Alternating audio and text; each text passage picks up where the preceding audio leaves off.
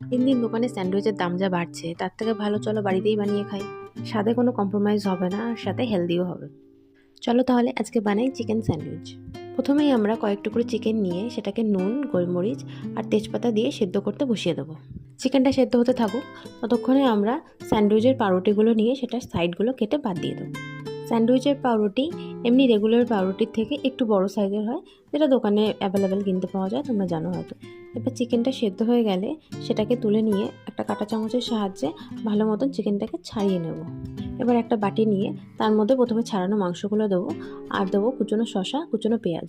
তাতে দেবো জল ঝরিয়ে রাখা টক দই, আর বেশ অনেকটা পরিমাণে মেয়োনিজ, আর দেবো গোলমরিচ আর সামান্য নুন দিয়ে ভালো করে এটাকে মিশিয়ে নেব।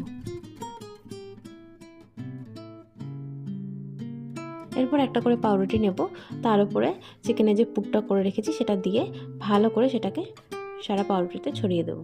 তার উপর আরেকটা পাউরুটি দিয়ে সেটাকে চাপা দিয়ে তার উপরে বেশ কিছুটা বাটার মাখিয়ে দেবো। এবার গ্যাসে একটা তাওয়া গরম করতে বসিয়ে দেবো, আর পাউরুটি যে দিকটা বাটার মাখানো হয়েছে সেদিকটা তাওয়ার উপর প্রথমে দেবো এবং এপিট ওপিট করে ভালো মতন ভেজে নেব। ব্যাস, এবার নামিয়ে কোনাকুনি করে স্যান্ডউইচের মতন কেটে নাও। Ready chicken sandwich, healthy chicken sandwich. এটা একটা হেলদি ব্রেকফাস্ট অপশান তো হতেই পারে, প্লাস এটা বাচ্চাদের টিফিনেও দিতে পারো বা বড়রাও টিফিনে নিয়ে যেতে পারো।